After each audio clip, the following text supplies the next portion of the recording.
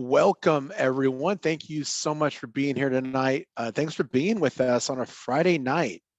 There's a lot of people probably at the bars drinking beers right now, maybe some margaritas, hanging out with friends. And you guys chose to be here with Mahmoud and I tonight, probably because you got some priorities in your life and you want to make some money in real estate, likely. And so that's what we're doing here. We're here to help you guys kind of hone in your real estate investing skills, give you some tips and tricks, show you some ways that you can leverage data and technology to more easily find deals, run your analysis, underwrite properties, understand what's going on in the market, really kind of get a sense of what deals are in your target area, and should you even be looking for properties where you live or where you're targeting. Maybe your time is way better spent in some other place than you think you should be investing. And that's part of what we want to talk about tonight is how are you choosing the markets you're investing in? Are you just looking where you live because that's what's convenient or that's what's comfortable? That could be really holding you back. And if you haven't done many deals yet, I would venture to say it's probably one of the major reasons why you're not getting deals done, is because you haven't chosen a market that has enough investor activity there to make that market viable for you. So we're going to jump into that more in a little bit, but welcome to my special guest tonight, Mahmoud Issa. He is a professional wholesaler. I would venture to say he's an expert wholesaler, and him and his business partner John Galan started a really cool company called SnapFlip, where they're leveling up the whole business. They're putting in a systematic approach, and they're taking all of the things they've done up to this point in their business that's had success, and they're just doubling down and having massive success. And so it's my pleasure to have you with us tonight, Mahmoud. Thank you so much for taking the time, buddy. Thanks for having me, man. This is fun. I'm always excited to be here. Oh yeah. So tell us a little bit about yourself, man. Tell us a little bit about your background, where you come from, how you got in the business, and then, tell us a little bit about what's going on with SnapFlip.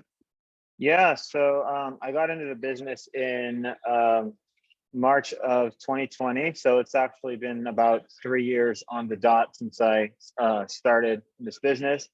Before that, I was in school for chemical engineering. So I finished my bachelor's, master's, and then as soon as I finished with my master's, I just decided, pandemic was starting up, and I was like, okay, I have some time to just kind of do my own thing. I'm going to see if, I can get into some sort of entrepreneurial endeavor, and, figured if I can do like, engineering, I can figure out how to sell a couple of homes. So I was like, all right, figure this out. Yeah, it all kind of just started at that time, and just watched and then just the right amount for me to kind of like YouTube content for me to get into it, and then eventually joined Astro Flipping program maybe 4 months later. Got some more tips and advice, and then I think I was doing this solo for maybe almost 2.5 years before I started SnapFlip with John. And then at that point, essentially, everything about the business for me just kind of skyrocketed once I found the right business partner to work with. And it's been insane. Like right now, I close deals. I don't even, like, the addresses don't even ring bells to me. Like, I'm not even involved in the deals that I close now, which is great. It's just, it's so on autopilot dialed in that, I could be vacationing anywhere around the world and deals are just closing and stuff. So it's been a good journey. I definitely think, the reason I got to this point is because I was able to wait out 3 years. I was able to kind of go through the toil and the rough parts of it, and just, I stuck around. I stayed. You know what I mean? I stayed long enough to see it get good, and I think that's kind of the biggest thing for me is I stuck around enough to watch it get good. Right. Well, you had to power through some obstacles. Like, what were some of the things that were facing you difficulty-wise that you had to power through? Like, what were some of your initial challenges? Oh my gosh, man, all of it.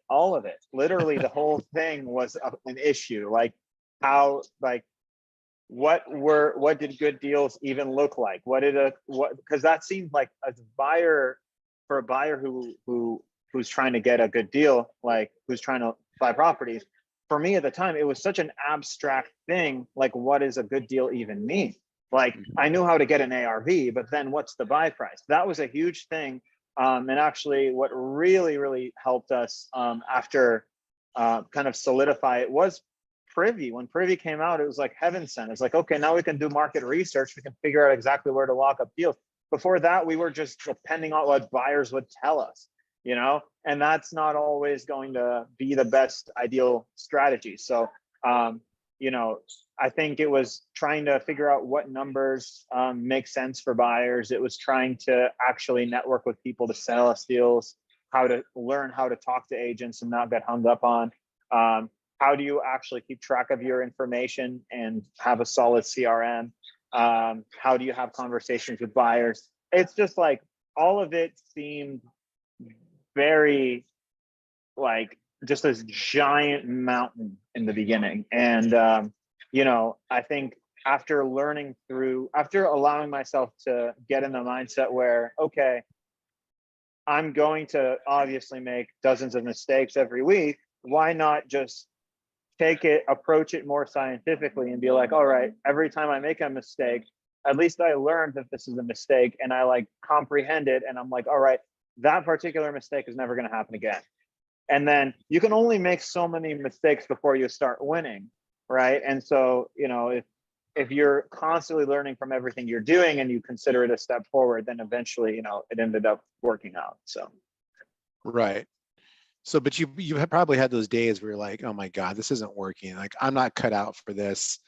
Oh, I'm just going to go back to being an engineer, right? This is what I know. Yeah. I'm putting my nose where it shouldn't be. Like, did you ever have those days where you're like, oh my God, I'm done with this? Yeah. It wasn't really days. It was more just like every couple of days, it would be like a fleeting, maybe like 3-minute thought wave that would come and then it would pass, but it would come on and it would stay there. I'd have to kick away that thought because I would just rationally see it as, like, I don't know. I can allow my ego to accept the fact that I'm just not good at this yet. And it's not like I hurt myself when I pull I tried everything card, because I didn't try everything. I definitely didn't. In fact, I was very lazy in the beginning in terms of what I needed to go. I allow myself, what's kind of been key is allowing myself to be vulnerable with myself and just crack my ego open and just be like, dude, you're not doing enough. You're sucking in these 7 areas, get it together. And I'm like, okay, yes, sir. Because that's a lot better and more productive than saying, oh, I've tried everything. You just lost. You just checkmated yourself that way. You know what I mean? And that's Right. what I try to tell everybody is like, just be honest with yourself. Allow yourself to get roasted by yourself every once in a while, because that's what led to my ultimate growth. Because it can be very easy to kind of say, okay, I've tried everything and this isn't working. I'm always trying to look for solutions. I think that was a big part of it. Right. And I mean, the reason why I dug into that a bit is because so many people just give up way too easy, right? That's We got our own exactly. limiting beliefs. I'm not good enough. I don't deserve to make this kind of money. Why should I have any success? Like all these kinds of things. And most of us, it's all subconscious, right? But it stops us from like putting ourselves into situations where we're uncomfortable, or we just hesitate or procrastinate, or we just don't take action. And that's probably a lot of people in this group. So what would you say is like the biggest thing that people can do if they feel like, this isn't just going to work for me? What advice do you have for them? I mean, I would say kind of just like, I'd say just kind of like get over yourself. Like, we're not good at everything. There is stuff we all can get better on. Like, admit to yourself you're not doing so hot in these particular areas because you're not maybe working hard enough, or you don't know this, or you don't know that. Allow that honesty to kind of consume you. Be honest with yourself, and then just go get answers. At the end of the day, you want to get solution. You want to get your problem solved, right? So if it's like, oh, I can't, I'm not selling any of my deals. you know, like, and it's like, okay, how many buyers do you have? I only have like 5. Then, okay, so objectively speaking, I need to get a CRM so I can organize my buyers, and I need to make it a habit to use Privy to have 5 good conversations with buyers every single day. Very attainable goal. Very attainable. Takes about an hour and a half to 2 hours a day to do it. Worth it. Makes you hundreds of thousands of dollars. Very easy goal to shoot for. Then you start to feel a bit more excited as the momentum rolls in, right? Don't we love to do what we're good at? So when we allow ourselves to kind of get good at something, build some momentum, we're like, oh wow, this is fun. I enjoy this. I'm good at this. You know what I mean? So it's kind of just allow yourself to just, say, okay, I need to work on these things, and then this is the information that I need to go find, and then I'm going to go and implement it. I skip the negative self-talk. Skip the self-victimizing, skip the I'm not good enough. No. It's none of that for anybody. It's I'm not good at this, or I'm dropping the ball here. Let's identify what this is. Let's go find the answer, and let's implement it. That's it, And then that allows your real inner warrior, the inner, knight to come out, and then you just start to feel amazing because you just, you just allowed yourself to transform in that moment. Wow. That's inspiring. I got goosebumps, dude. I got goosebumps. Thanks. That's good stuff. Appreciate I it. mean, I think there's a lot of people here that are in the right place to hear that, because we all have those moments when we just don't feel like we can get it done, and it's easy to quit. And especially with something like this, right? There's nobody who's like, hey, you need to do this. It's usually ourselves, right? Like earlier, you're just like, yes, sir, meaning you're listening to yourself, telling yourself to like get your crap together, and you're like, yes, sir. And you need that. So you need the ability to be able to like really hold yourself accountable and do what you say you're going to do, and not lie to yourself, right? No. Good goals that you know you need to accomplish, because you've got a good enough why to power through that negative, those negative feelings about yourself. Exactly. And one of the biggest traps that will get us as people that we need to be aware of is whenever we make an excuse, or we tell ourselves a lie, or we deflect blame onto something else, like, oh, I tried everything, or this is not for me, or like there's no good deals in my market, or I've tried everything. Whenever we say that, I'll tell you guys where these excuses are coming from. It's a self-preservation part in our brains. It's our mind's trying to self-preserve. It's basically, if I can put it in simple terms, it's your ego that is trying so hard to protect itself from feeling like a little, to feel like a little coward, right? Right. And so it's replacing that with excuses. It's replacing that with excuses. It's lying to you. It's saying, your ego doesn't want to admit that, it doesn't know these things yet, or, I'm not doing my best, or I was lazy today. But we need to expose ourselves in order to be able to identify that there is a problem, so that we can go and get the solutions. And that's kind of been the biggest, I guess, life-changing theme that's allowed me to just skyrocket in productivity and in income and everything, is just being aware and essentially confronting myself one-on-one. So you didn't just figure it out like the business, you figured yourself out along the way. Yeah. Right? So it's been like kind of double challenges. Like you're figuring out the business and knowing like what to do, a systematic approach, learning what a deal is, right? Getting Privy on board with the system and like helping to solve those problems. And then like, who the heck is Mahmoud? Like, what is he capable of?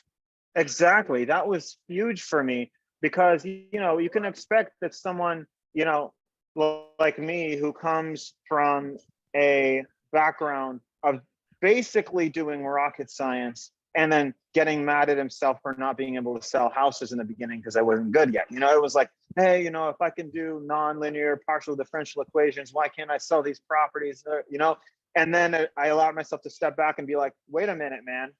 No, like the only way we can get anywhere is if we're honest to ourselves about what we're doing and where we're at right now. And then the solutions come fast. And so then I started treating everything like it was an engineering problem to solve. I was thinking, okay, so wholesaling has three parts, right?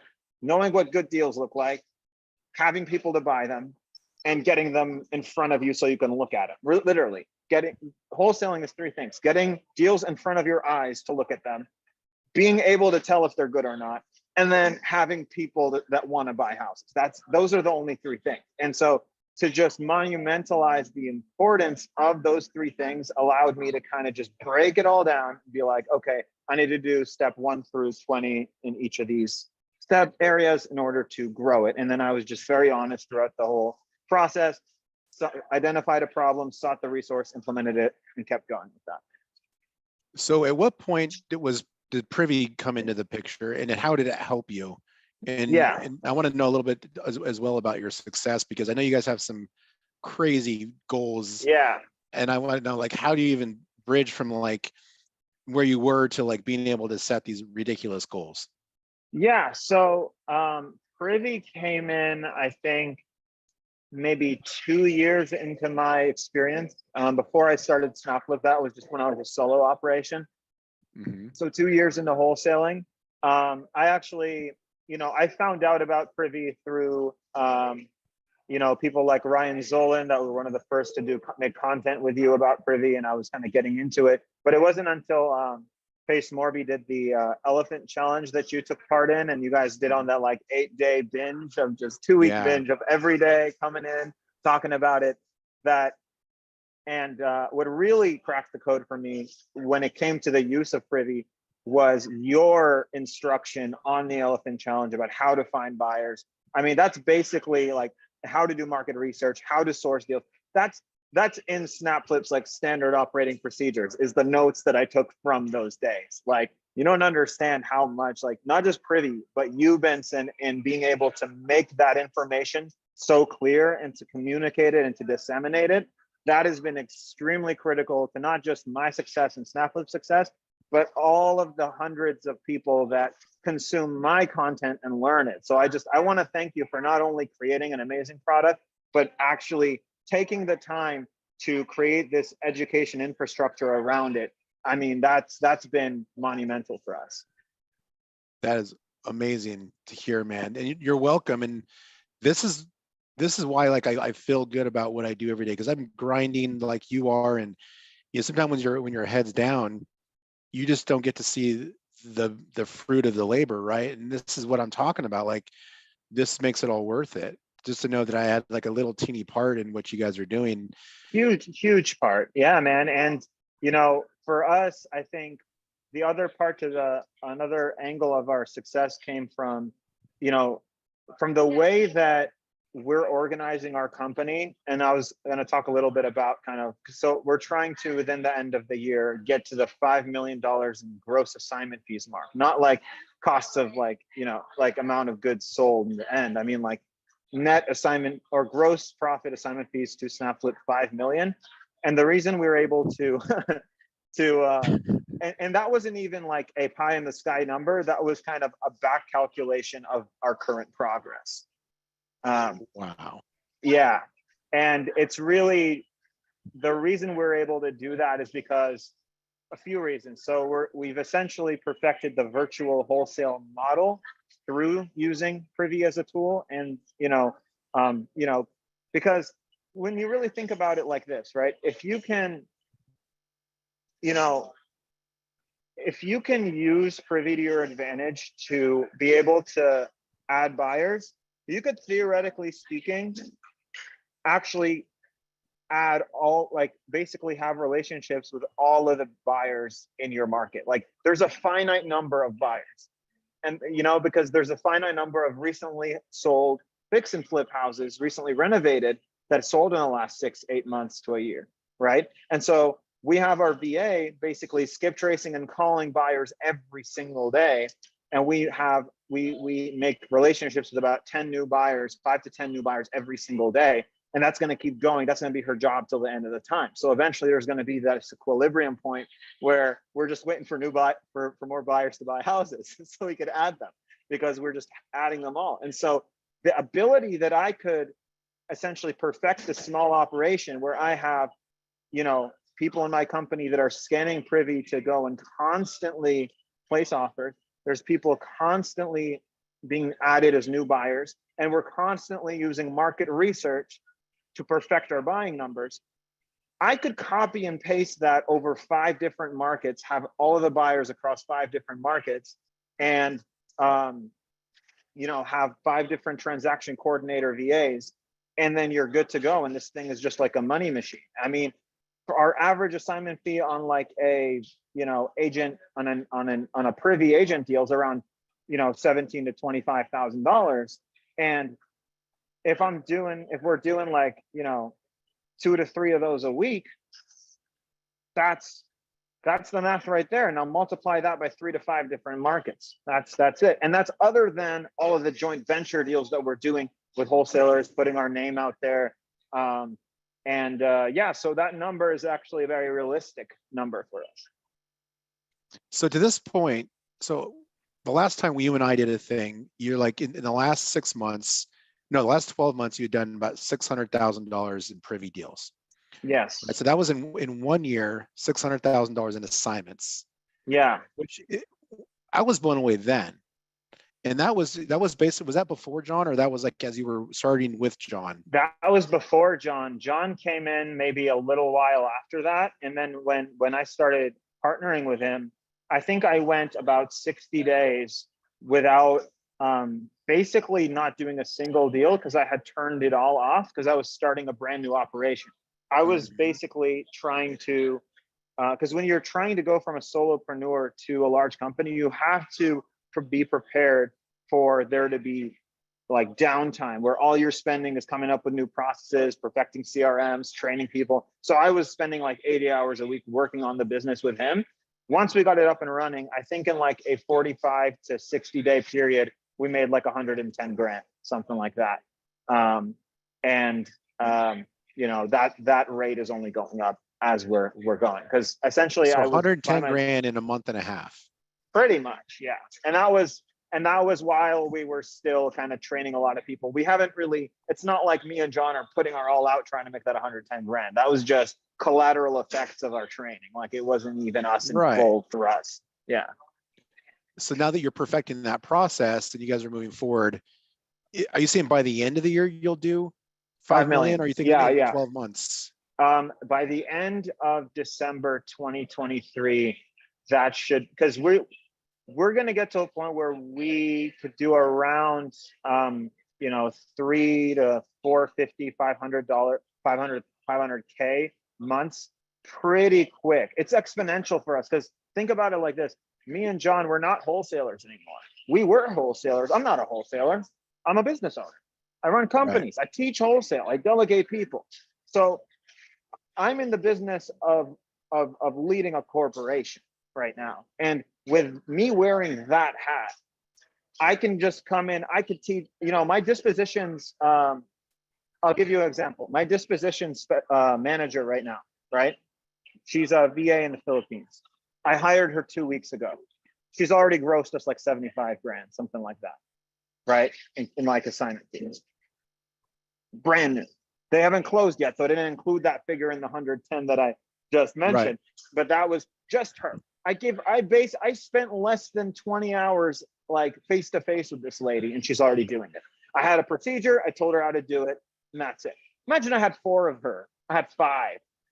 That's what we're dealing with. Because it's like, once we fully understand how to do this, we're like, all right, time to scale. That means, is Mahmoud going to comp? Is he going to talk to buyers? Is he going to talk to agents? He's going to lead a company. And that's kind of how I transitioned. But that's the only way you were able to teach these people how to do it, is you knew what worked, right? You had worked through what didn't work and what did work. You perfected your process. Years, man, years. Now you've got your standard operating procedures, and it's probably all documented to a T. I can only imagine what comes out of your engineering head on an SOP. It's probably like just detailed to the max, and anybody could get in that position and they'd know exactly what to do. It's like lift finger, drop finger to keyboard. It's down to that level.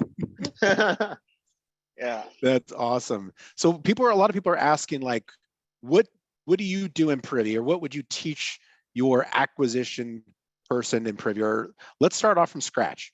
You're Right. just coming in, you're going to do your market research. Like what are we doing here? All right.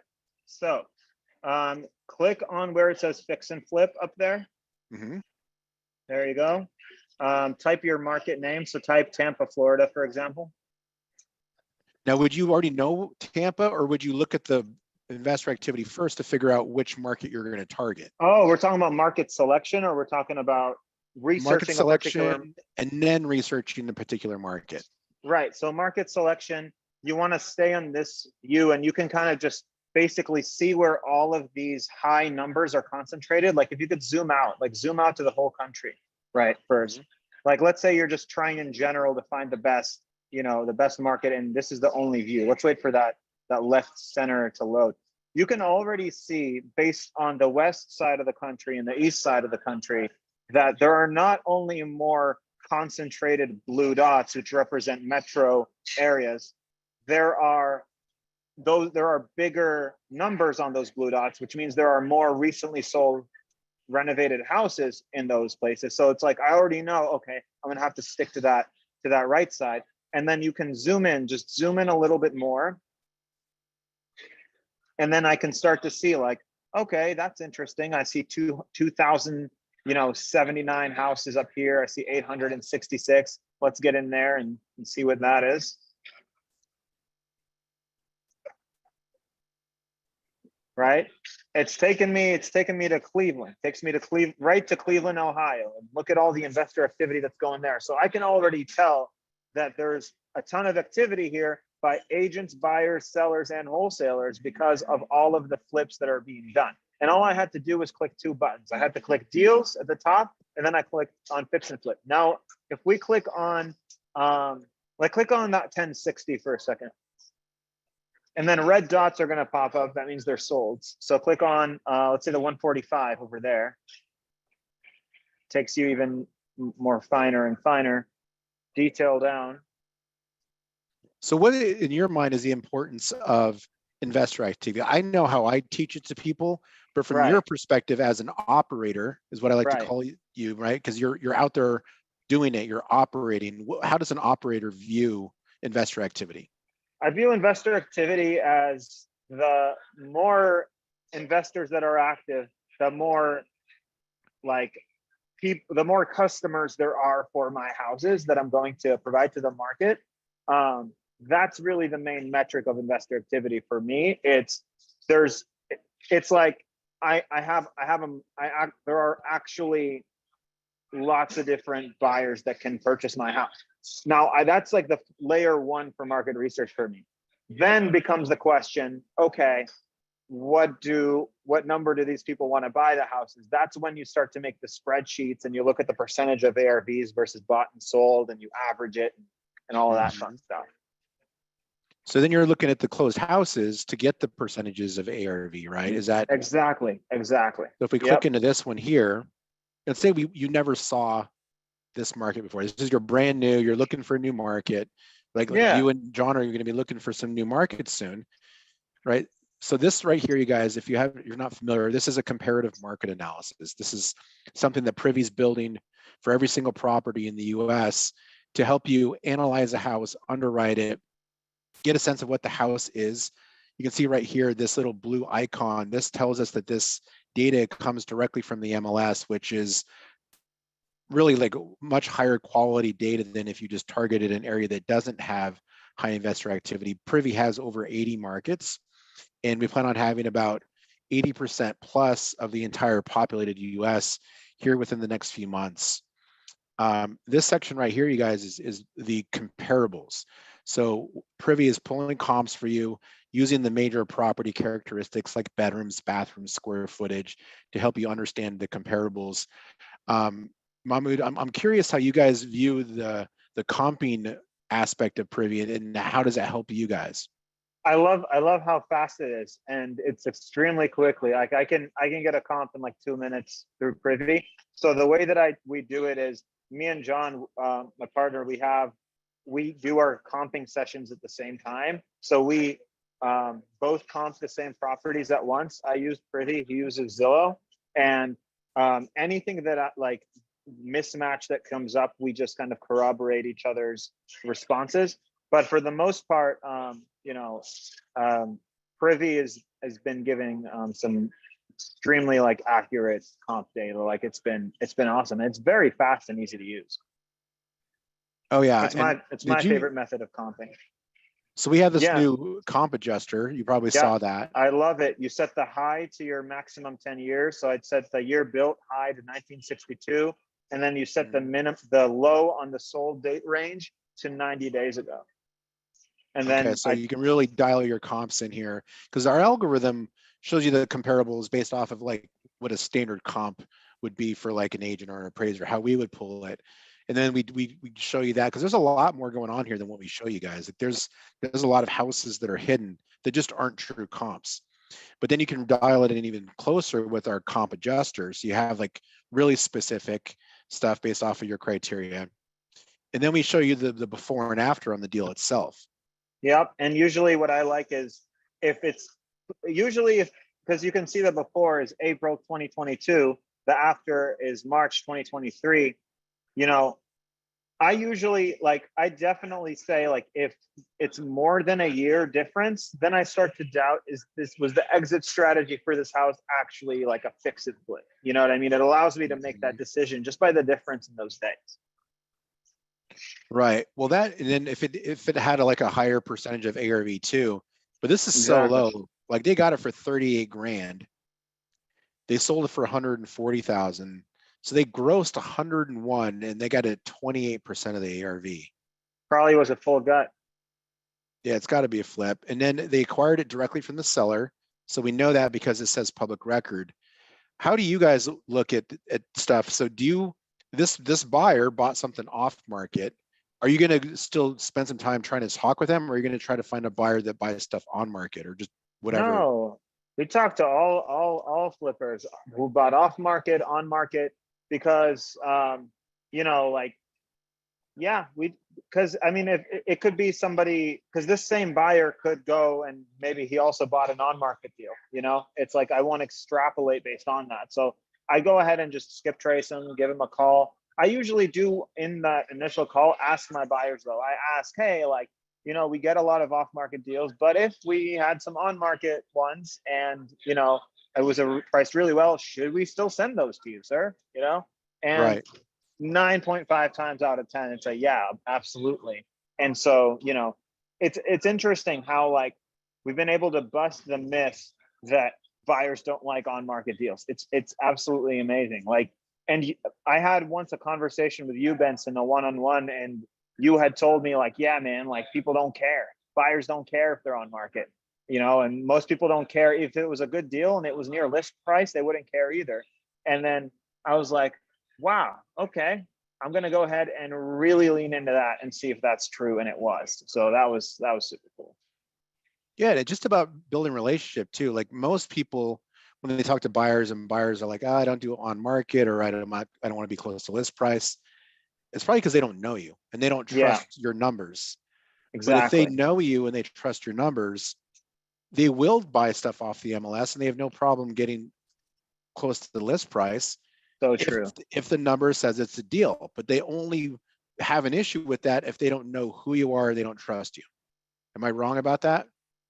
That's absolutely right. It's the relationship itself kind of allows them to open up a little bit more and kind of get out of defense mode. You're right, the defensive mode, right? So they got to play defense there to prevent a bad deal from slipping in from somebody who they don't know, and they don't know if they know how to run their numbers or underwrite a property. Exactly. But once you built that relationship, at that point, the ego's out of the way, right? And they don't have to feel like they're getting a good idea. They're just like, oh, shoot, this thing is at 30% of the ARV. It was from the MLS. I'll pay $5,000 over ask price. I mean, who cares? Exactly. So this one here, so this would be a buyer that we'd want to talk to, right? So this is Premier Homes Cleveland LLC. We know they're a buyer. We know they just closed a deal recently. How do you leverage their this criteria? Like this is in Warrensville Heights, 44128.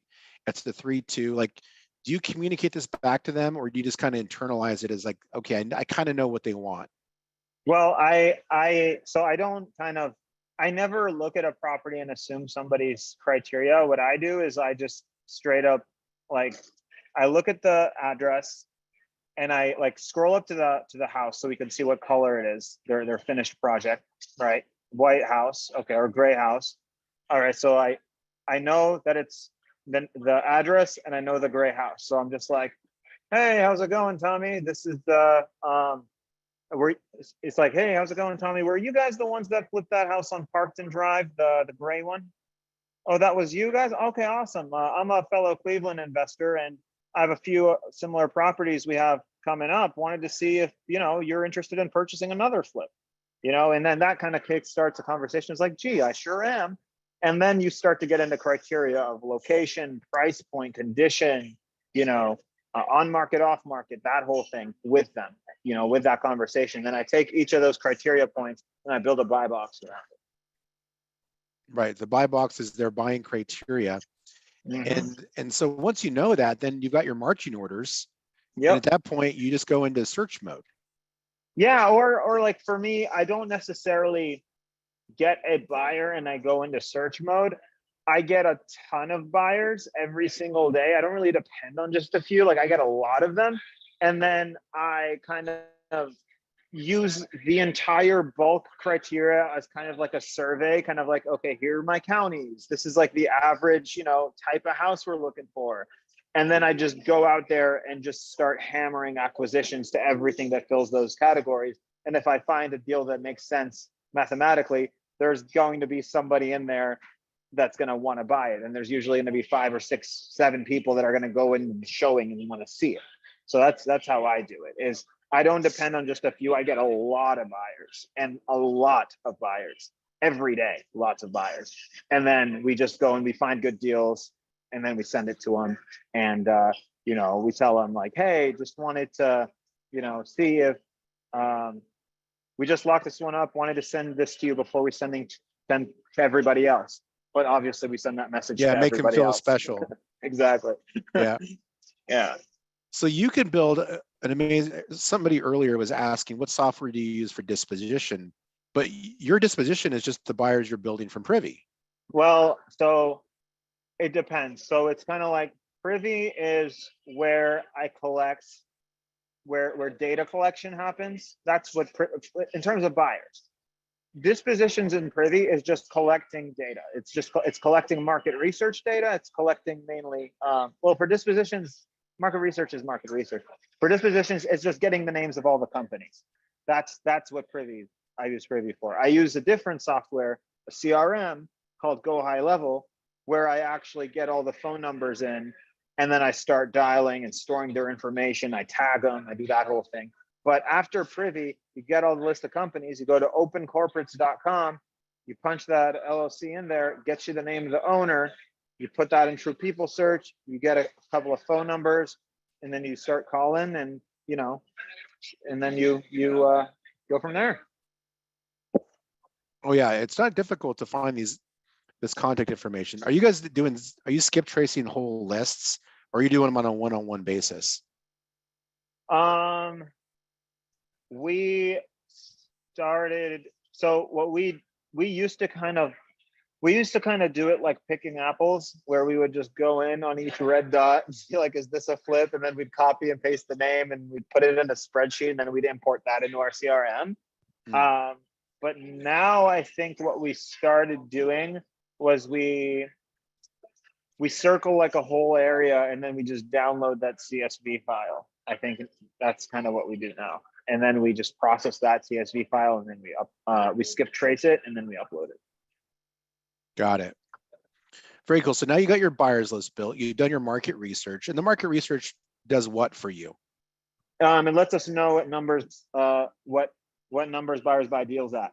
So it's basically the difference between me being a wholesaler and me not being a wholesaler, right? It's kind of like the analogy, and I always love to use this analogy. So let's say Benson, and I love using this story, but so let's say Benson, you went out to a very, very fancy restaurant and you went with a very lovely date, and it was like the first date with this person, and you're seated in this very amazing, dining venue. And then waiter comes up, takes your guys' orders, and your lady orders like let's say the chicken breast skillet, and you order an Angus steak, and then take your order. They march the order back to the back of the kitchen. You guys are talking, vibing, having a great time. 10 minutes later, the chef walks out of the kitchen, comes to your table with a skillet in his left hand and a knife in his right hand. And he walks over to you guys. He takes the chicken breast that's inside, he cuts it with a knife, shows you cross section, and he's like, "Hey, does this look kind of cooked to you? What do you think?" You'd be like, "Okay." The fact that this person is questioning this is a big red flag. You are a chef. You should know what cooked food looks like. This is quite concerning. We are leaving right now. We're going to give this place a horrible Yelp review. We're going to tell all our friends not to come here because you asked, because you had to ask. Like, what else are you going to screw up? Like, I'm afraid to come here, right? It's kind of showing, it's like, you should have gone to culinary school to learn how to do this. So that's like basically, a chef should know how to prepare cooked food. Similarly, a wholesaler should know what a good deal is. They should know what a good deal means. Hey, is this a good deal, sir? What do you think? No, you bring good deals. We don't wait for buyers to tell us what good deals are. We take their orders. We tell them, hey, like, what counties do you buy in, or what price point? What's your budget? On market or off market. We ask them those things. What condition, right? But we don't go ahead and ask them, and send them every deal we get and expect them to tell us which ones are the good ones and which ones are the bad ones, right? We're gonna scare them away. If we send them the second deal we send them, they're gonna be like, "Get out of here," right? That's why we do market research. It's the equivalent of us going to culinary school. Like, we're learning what a good deal actually is. And so when you're studying the market and you're doing your market research, what you're essentially seeing is, okay, on average, buyers are buying at this percentage of ARV in this zip code. And so if buyers are buying at 65%, then I need to be around like 61, 62. And so now and you're basing this off of flips that buyers already bought, that they already flipped. And so it allows you to go in more educated, because one thing is getting the ARV, which is just a number. ARV can be 400, but what price do you send to the buyer at? That depends on researching the market and understanding the market. The difference between Midtown and Central City or whatever part, right? And that all depends on the research on how the market is. And you need to know your market, and we need to know what a good deal is. Just speaking for everyone. So this right here, what we're doing, this is how you do your market research. You're just looking Exactly. at closed deals, and then you're figuring out the percentage of ARV, and you teach yourself what a deal is. And it could be in a completely remote market, right? And it usually is. It sounds like you guys are going to be choosing 3 other markets here soon, so you can hit your $5 million mark. So you're going to have to be in remote areas to be able to hit your numbers. And then now you know what a deal is. And so when you go to your buyer, and you're just kind of like collecting a little bit more information to round out their buy box, so you can start looking for properties to match their criteria. Exactly. And what I'm going to do also, I'm going to see if I can share my screen in a second. I just wanted to show you guys an example of market research and how we do it here at SnapFlip. Yeah, let me get this. I'll make you a host. Yeah, this is cool stuff. I really show you guys. And just kind of like how we use it and just that sort of thing. Just waiting for it to load here.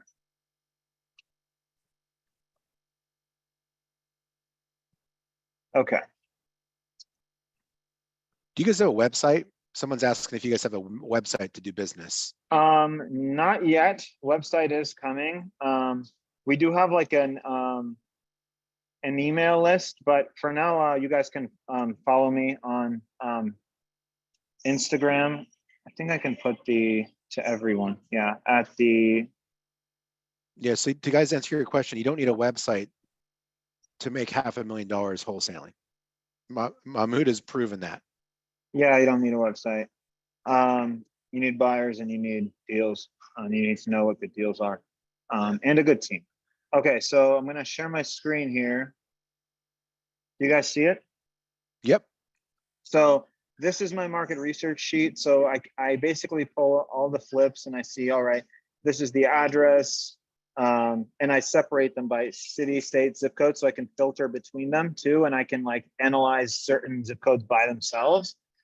We got purchase price, sold price, purchase date, sold date, gross profit, percentage ARV, and then on market or off market. And then we get all the flippers' names. This is if we added them into the CRM, we just put an X here. And then here's all the Privy URLs too. So we can easily access it, because if we're calling the buyer, we can just click on it and talk to them about the property. But this is what we do. And so, like I said, we get this data so that we can have all these lists of great companies we're going to call, but also so that we can do market research, because what the market research is, this is data collection, right? We collected data, but what do we actually do with the data? So this is a whole different thing, but do you see my screen now? Yep. So essentially I use Python to figure out, I basically plot this data, and I can figure out, okay, so this is based on like 700 recently sold flips in Pinellas County, Florida over the last 6 months. I can come in and see, all right, so where are we coming at? Where's the average? Average is of the percentage ARV is 63%. So 63% in Pinellas County. And then, so I need to lock up deals at like 60%, 55%, but usually I can go like 60. And then this is like the extremes. And then this is the gross profit. So like, we're trying to figure out, okay, like, sure, percentage of ARV is a good metric for assessing like lockup price, but what about gross profit? It's good too. And we can see that the average is $156,000. What does that automatically tell me? It means in Pinellas County, Florida, if you bring me a property that has an ARV of 400, I'm going to need to be around 250. I already know that. The specifics I can dive into, but I'm like, all right, there needs to be that $150,000 spread. Now, why are there extremes of like way low and way high? Well, because you have three variables that actually impact your the buyer purchase price: location, square footage, and condition, right? So a tiny house that needs just a little bit of rehab costs, a tiny light cosmetic house in a not a super high appreciation area, low, in a cheap area, is going to have a very low gross profit. But you have a giant mansion that needs a full gut in the best part of town, you might need around $300,000 to fix that up. And so we're now trying to figure out how can we separate each of these factors so that we can have an even more advanced calculator to figure it out. But this is all from analyzing Privy data. Everything that we're doing here, we're actually starting a data science team for SnapFlip. All they do is process Privy data all day long. Wow, this is cool, man. This is really cool. For the average, for just, if you're just trying to kind of get a good number, all you really do need is an average. You just need to kind of average out all of the data that you're getting, and you can kind of separate it by zip code, and you can kind of see like what are houses selling for. So 33701, I can go, these first four, see kind of where stuff is. I can look at the difference in percentage of ARV and just get a decent idea, average stuff out. And that can kind of help me know what ballpark, is when I need to lock up a property, like what percentage of ARV specifically. So once you know the percentage of ARV, because you research some properties, this is on scale, guys. You wouldn't have to do anything this large, but when you're trying to reach $5 million in assignment fees in a year, yes, you're going to start to do stuff like this. But if you're just trying to close your first deal, then you're doing what we were doing earlier. You're looking at a couple properties, you're writing it down, or we've got a market research spreadsheet that we give you guys for free when you're a Privy user. You can kind of plan some of that stuff out.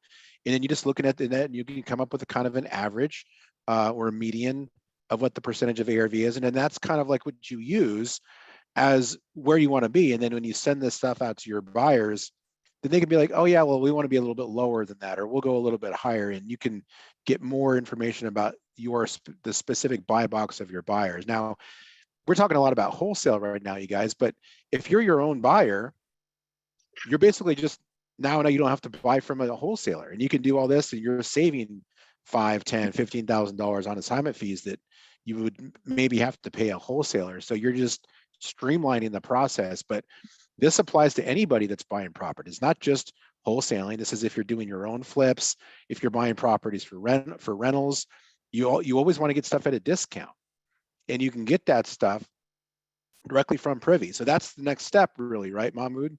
Is let's go and look for deals. Exactly. So how would you do that? Using Privy. Yeah. Is it? Do you want to show that, or do you want me to demonstrate that on my end? You can share screen. I can just walk them through since I don't have Privy pulled up. Okay, cool. But so guys, once you've done your market research, also too, by the way, you guys, if you want to pull lists, if you're Mahmoud is they're mostly doing on-market wholesale deals, and they're sourcing some stuff from their agent relationships too. You're not doing much like off-market marketing, are you? Us? Yeah. No, definitely not. I mean, the only off-market deals we do is if the agents that we connect with on Privy through talking to them about an on-market deal, if they send us off-market, we do those. And if we JV deals with other wholesalers, those are off-market, we'll do those. But you're not like going and pulling foreclosure lists or like doing any of that. I haven't done why that not? Because it's expensive, and because it's a single transaction opportunity. So it's like I talk to one seller, they sell me one house, then what? Talk to one agent, they send me 10 houses a year. Beautiful, and it's free.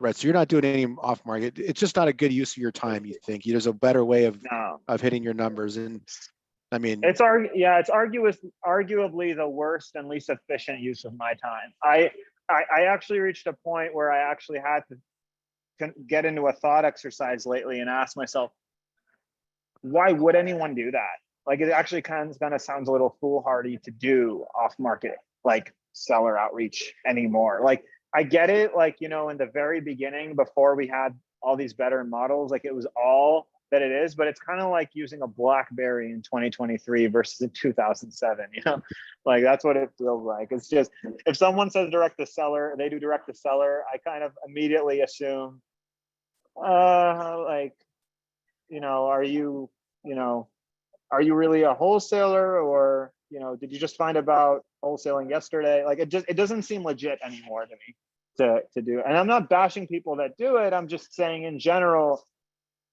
it's old school now. It's old school, like I love my dad, even though, he still has a 1999, like, laptop. Like, he has many laptops, but that's one of it. I still love him, but it's like, come on, that's old. That's my relationship to direct sale. It's laughable to me, but I'm just being honest. Yeah, and I understand that too, because the upfront costs in doing the off market, but also being able to scale, like to be able to talk to that many people and actually get that many offers out with direct to seller. I mean, yeah, you know how many leads you'd have to be able to get to like the 10, they said the 10 to 15 touches to be able to get one off market property under contract. It's wild. I mean, I wouldn't even do it if if those leads were free. I would barely touch it, because I'm so busy talking to wholesalers and agents, because they sell me a whole multitude of properties all the time. You know what I mean? I mean, it's just the number of, like you said, it's the scalability of it that is absolutely everything. Wow. Okay. Because point taken. You guys listen to that wholeheartedly. Like, if you're still doing lists and you're still cold calling and doing that sort of stuff, listen to a guy who's already done millions of wholesale and is looking to do 5 million this year. He won't touch it. No, it's very expensive. And, if you scale an operation that's built on like on direct to seller off market, you're actually having some pretty razor thin margins. You don't get to keep all that money. The government takes half, and then the like 60% of what's left gets marketing and staff. I mean, it's huge, it's massive costs. Yeah. So you're right. So even if you hit those numbers, you're not keeping much of it. Your net is going to be way lower than if you had an on-market or a partner-driven approach.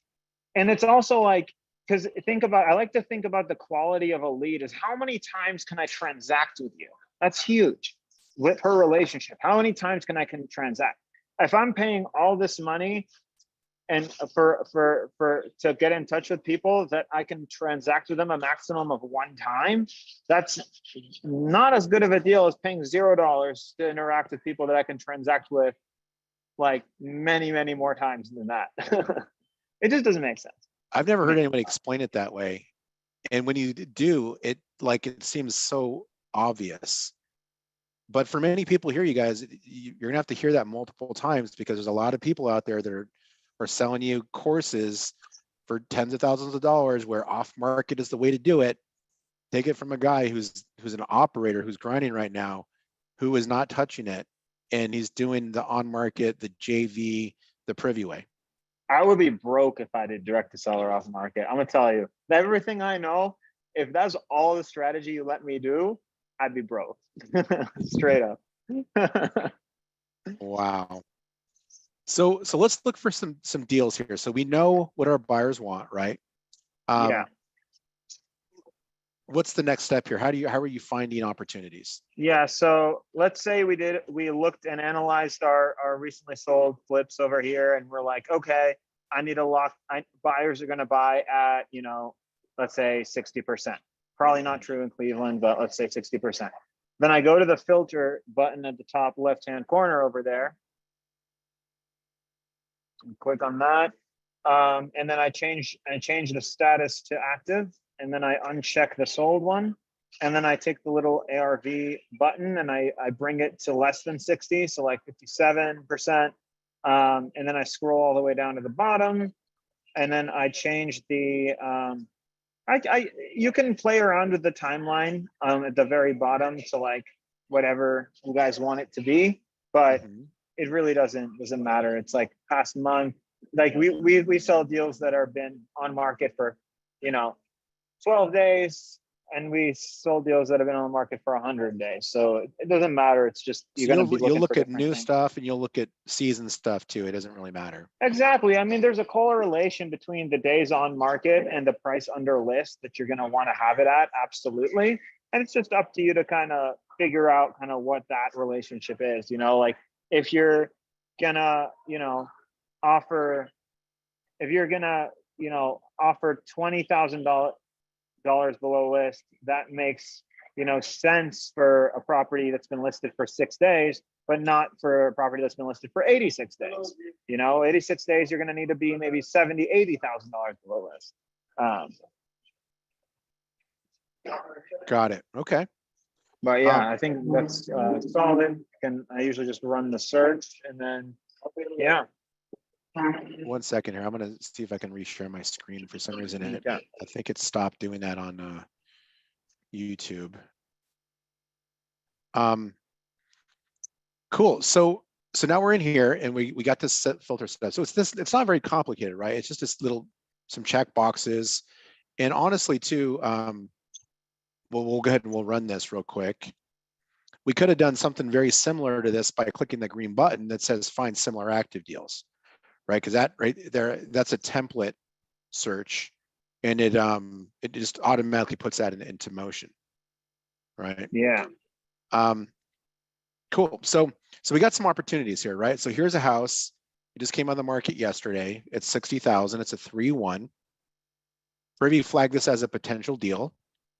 Here's the photos, right? So obviously this house needs a bunch of work. They were definitely smoking some stuff in this house. Not that there's anything wrong with that. Look at the house, it needs a bunch of work. So here's the house that we flagged. And then if we come down to the comparable section right here, Now we've got some properties here. These are comparables, the ones that are blue, that says this thing's a deal.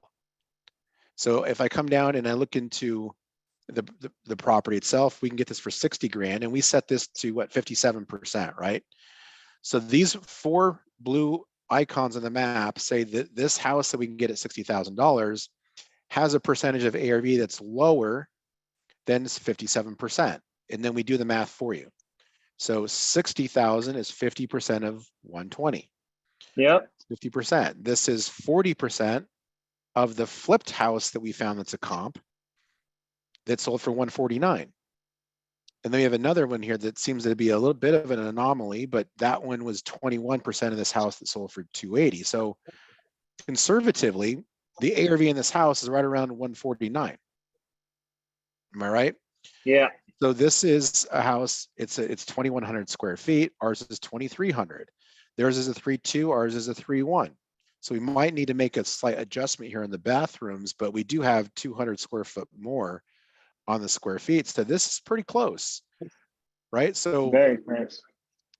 Now what would you do at this point? If you found a house like this that looks like it's could be below 50%, knowing well and good that we've got buyers that will buy up to 60%, what's the move now? Well, let's see. So assuming an ARV of 149, or? Well, I mean, if you think that's the ARV. Yeah, so after, I determine the ARV, I would just go ahead and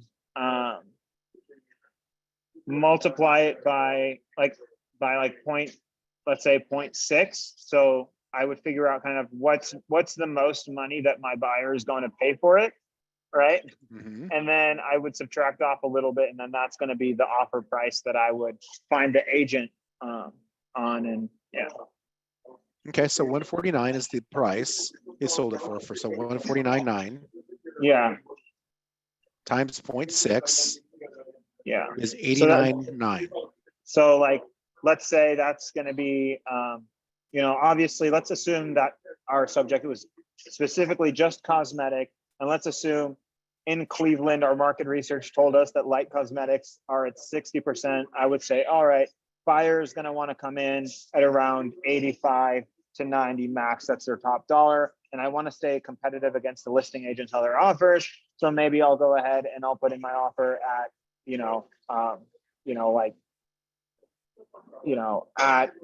at like a little bit lower than that. But the thing is also one thing that I do is after we calculate because the way that I run numbers is like I go percentage of ARV for cosmetic, and then I subtract the cost of the major repairs. So like, let's say I said 60% of ARV, for example, for cosmetic, I would subtract, I would call the agent, get to know a little bit about the property, build a relationship, get some rapport, and then ask if there are any major repairs. I'd subtract out those. So let's say that ends up bringing down the buyer price to 55 or whatever. I would go in and I'd maybe offer 10K below that. Does that make sense? So this says it needs a roof. So yeah, we were at 89.9. It's listed for 60. Yeah, so I would subtract, for example, 10K from the 89.9. Mm-hmm. Okay. And then another 10K for my profit, right? So that and then that gives you my offer price. Obviously, Cleveland isn't 60%. Otherwise, this would be a phenomenal deal. I could lock it up at 70 right now and sell it. But that's generally the way that you would do it. Well, let's say it was 50%. Like let's look at this as if it's a real deal. Okay. So 50%, is that a fair number? I mean, we didn't dig really deep into but we saw I saw at least one that was at 50, but 50 is fair, right? Yeah, it's fair. 50 is definitely fair. So 74 grand. Yeah, so I would subtract from that. I would subtract a 10K for the roof. Mm-hmm. And then I would subtract another 10K for my profit, right? And then that's going to be basically what I would offer. And because this has only been listed one day ago, that doesn't seem super far-fetched. Now, if you were getting that 54.5 number and this was listed for 40 days, you're immediately going to think maybe there's something about this house I don't know. And so I should probably call the agent and ask, otherwise it would have sold. But yeah, like this is something that looks kind of like a deal to me. You know, go ahead and call the agent, submit an offer, or talk a little bit, build rapport. And something like this, I would probably see if I could get away with going, 15K under list, or 10K under list, something like that. And maybe getting it to buyer at like 50K, seeing if you can do that. So this house, you guys, we didn't do any marketing. We didn't Nope. cold call. We didn't skip trace. We didn't knock on anybody's door. We didn't sit at someone's kitchen table of someone who's in foreclosure and have an uncomfortable conversation about them losing their house. We're just working with people who already want to sell their houses. This person already wants to sell it. They're motivated. Everybody who's out there pulling lists and doing the marketing, what are they trying to do? They're trying to find motivated sellers. Well, who's more motivated than somebody that puts their house in the market? Nobody. Exactly. And Yeah. you know what price they want to buy at. And we know that there's already buyers in this area because we just did our market research, and we know based off of that they want to buy right around 50%. And by the way, we even have a potential buyer for this house. It's the guy down the street that flipped this house. So this right here, they bought their house for 63 grand. They sold it for 149. We can get ours for $3,000 less. So if we just open that up, we come in here to the public records. We look at the property history here, and we know we want to call Myria LLC. They're a potential buyer of our house because they flipped a house right down the street that's a comp of the one we're looking at. Like, you guys, it doesn't get any easier than that. Nope. And it cost you $0, and it didn't take you 10 phone calls chasing somebody around who doesn't want to talk to you in the first place. Is likely just going to chew you out when you call them and ask, where the heck did you get my phone number at? And then hang up on you. Yep. I want somebody who's doing the Cleveland market in this that's on this call right now to come back to Benton next week and say that they signed this deal. They sold it, because that's a freebie right there. So you guys, I'm going to put this in the chat for you. This is the sharing feature. So you guys, you can click that button. It'll create this email template, and you can email it to your buyers list. You can send it to your agent. If you're an agent, you can send it to your client. And anybody that opens this up by clicking this link on their computer, they'll be able to view that whole comparative market analysis, and they don't have to be a Privy user. But I'm going to put that in the chat, and I would love for somebody to go and do this. And you guys, you don't have to live in Cleveland to do this deal. You don't have to live in Cleveland. You can do this exact strategy anywhere. Look at this house, buddy. This is $35,000. Crazy. 35 grand. Crazy. Yeah. It's a 3-1, just like the other one. 1,080 square feet. Investor special. Some people like to use keywords as a way of finding potential opportunities. Yep. We've got a keyword search in Privy too, but with the keywords, you're left up to whatever the agent decides to put in the remarks. If they put investor special in there and it's not a deal, well, you just spent a bunch of time trying to analyze a property that's not a deal. If they leave it off, well, you're going to miss out on properties that don't have that. So just use the comps. And that's what Privy does for you, is it goes and it finds the comparables. And this house right here, check this out. Look at all that blue there. A lot more data that says it's a deal. And then we can adjust the comp zone on this one by just using the drawing tool. And we're going to cut this off on this little road right here. That way we're only using the most relevant data. And you guys, so the more blue you see, the more data there is that says it's a deal. Like, look at all this. And then we come down in here and we sort this. We got this house that's under contract or pending that is going to sell for 125. It's also a 3-1. This house is for sale at 159.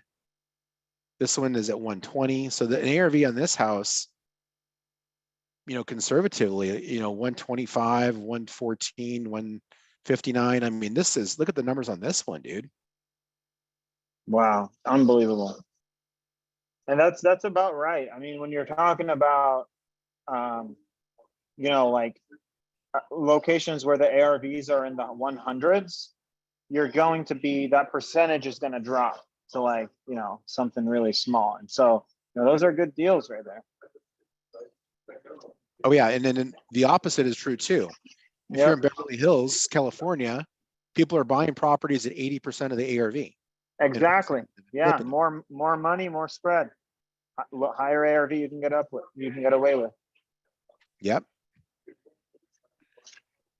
So if you were going to write an offer on this, how would you send it over to your agent? Like, do you give them all the terms and everything, or have you already worked that out? Or are you going directly to the listing agent, or what's your strategy there? Yeah, I'd find the name of the listing agent over here, right? Because they have it. Mm-hmm. And I would go in and I would call the phone number. Like, I think if you scroll down, you can actually find their phone number. Over there. Yeah, we have this for people who have agent accounts, you guys. If you don't have an agent account, we're not able to show this to you.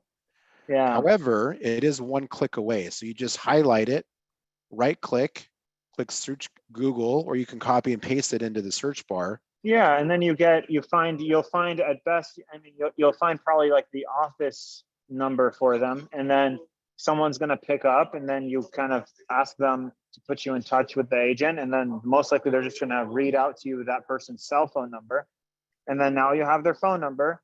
You call them, talk to them a bit about the property, build some rapport, that sort of thing, and then get some major repairs and tell them, hey, okay, sounds good. Should I email or text you my offer? Right. So I usually just, talk to them. I don't give them the offer over the phone. I talk to them. Then after, once I'm ready, I'll go ahead and send them my, the address. So the address, the offer price, the EMD amount I want to pay, the inspection period, the closing date, and the title company that we're using. And a proof of funds copy. Proof of funds. Is proof of funds an issue for you? It's an easy thing to solve, right? A lot of people are like, oh my God, I don't have proof of funds. Flip Fund LLC. It's that, company that Jamil made that gives proof of funds to everybody. Use that. Never given anyone a problem. How do you handle the earnest money deposit challenge? I pay it. I mean, it's like, it's refundable, right? Because you have an inspection period, or if you're not in a position where you have $2,500 in the bank, you can go in and, people can go and work with something called a gator lender, right? If and in all of our communities, there's people that are gator lenders. Gator lending is basically people that have cash sitting in their bank account and who are willing to let you borrow that money for EMD purposes, and you give it back plus part of your assignment fee in exchange for them letting you use that money. How often are you able to basically just find a buyer quickly and then assign it and not ever have to put earnest money, and then you just have the buyer put the earnest money deposit down? Yeah, I mean, we do that like pretty frequently because a lot of times agents are cool with you saying, hey, like, I'll get earnest money in within 72 hours of signing, something like that. And by then you would have already found a buyer and they're ready to go. So right. And that's kind of the standard time frame anyway, is 3 days. Oh yeah. And Michelle Garbito, they negotiate a 7 or a 5 day earnest money deposit deadline. And then they also set their inspection period to 5 days. So they've got such good relationships with their buyers that they rarely have to put earnest money down. They got the buyer in place, they assign it. Their buyers know how quickly they need to get in and do their inspection, and then do the assignment. Your assignment agreement, is it something that you just put together yourself, or did you get that from someplace? Or the assignment agreement is just the general assignment contract that Jamil and Pace use. I mean, it's just standard, the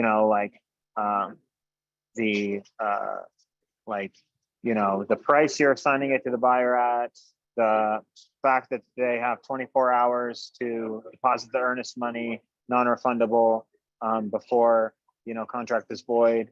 And then it has just like the title company you're using, that sort of thing. So real straightforward. The assignment really isn't rocket science, but the key is at the beginning when you wrote the offer, you had a way of making it assignable, right? So are you using Oh, like yeah.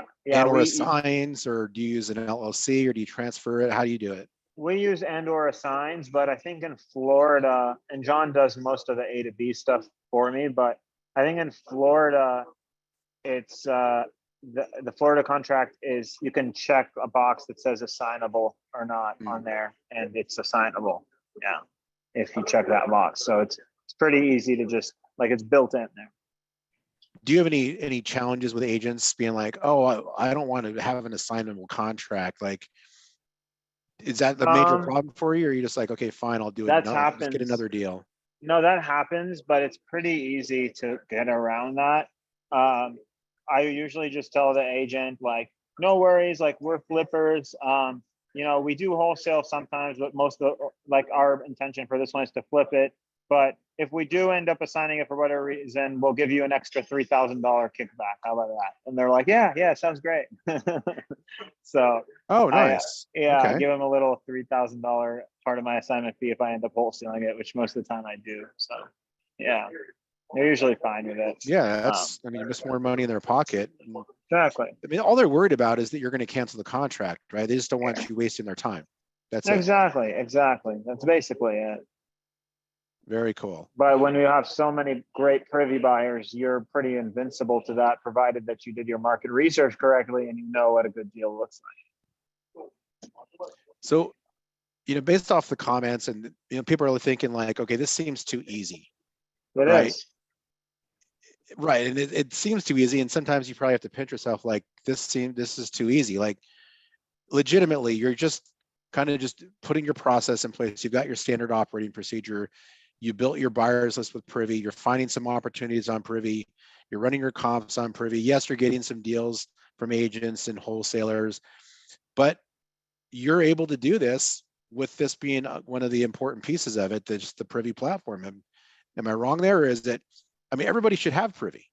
Yeah, I mean, yeah, exactly. Everybody should have Privy. I mean, it's the number one source for your, your comping needs, market research, finding deals, finding buyers, everything. I mean, it is very easy to do this. I think the only thing is sometimes like, people get shocked when they realize, only 87% of this business has been spelled out for me.